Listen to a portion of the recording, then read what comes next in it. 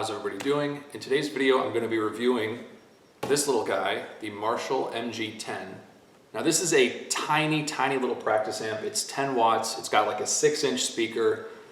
You might really have no expectations from it, as I didn't when I first got it.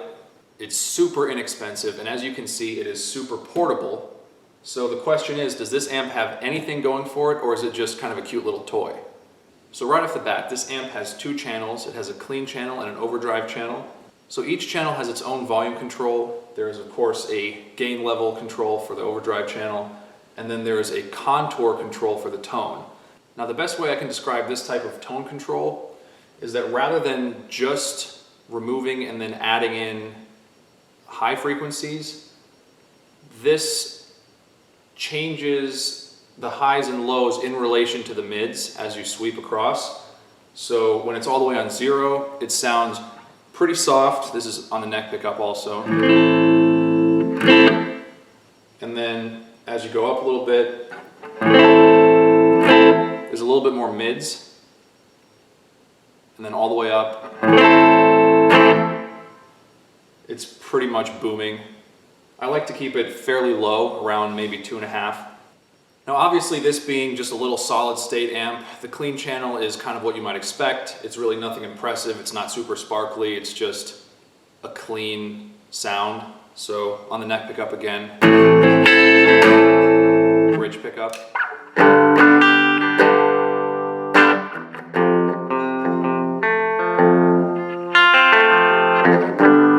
Neck pickup.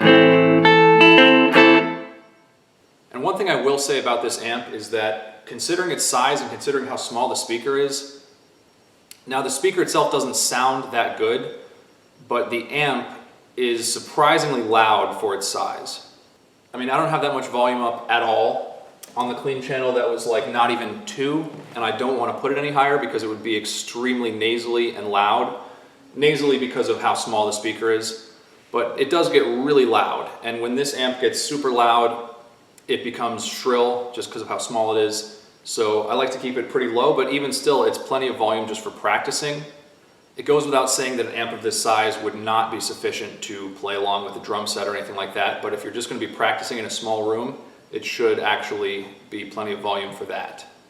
Now there's a button here where you switch between the clean and the gain channel. So now we switched over to the overdrive channel. You can hear there's immediately more noise, as you would expect. And on the neck pickup, this is with the gain all the way at 10, which is the only way I use this thing.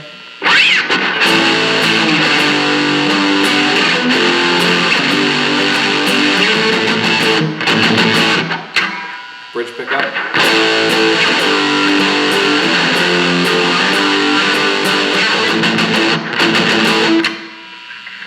Now you can see that it does actually have kind of a Marshall-y sounding voicing.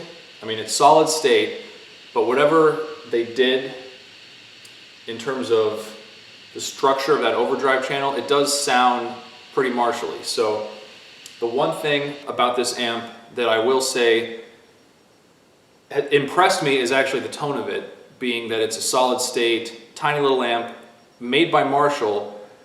I still had no expectation of how it was going to sound, and it does sound, as you would say, like a Marshall. It has that like kind of glazy overdrive that Marshalls are known for. So for that, they did a really good job.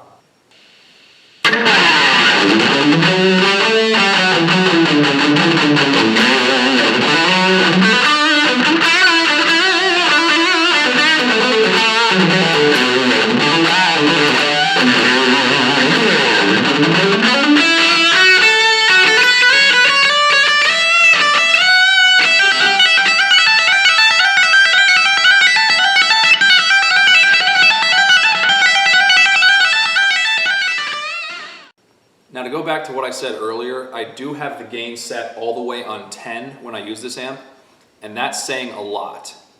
Because I'm the kind of guy who likes to use the least amount of gain that I can get away with when I'm using a tone that I want to shred with or to do harmonics with. I like to have just enough to where it sounds thick enough to be pleasing, but I don't like to have any extra gain on top of that.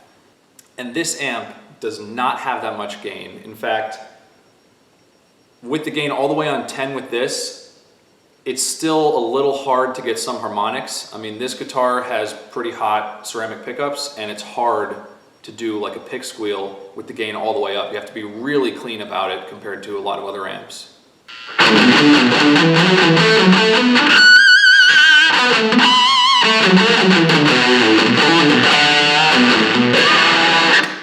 See, it's very hard, especially on the lower strings, to get a pinch harmonic. But you know, for what this amp is, obviously it's not going to be a great amp, but it's hard to be super critical considering the price point and the actual tone that it does have for the overdrive. It's hard for me to really criticize it. I do kind of like this little thing in a way. To be entirely honest, there are very few times that I would actually use it, but I have used it a couple of times over the course of a couple of years, and there's something kind of nice about it, particularly if you're traveling, if you have very limited luggage and all you need to do is have a way to practice in like a hotel room or some small space.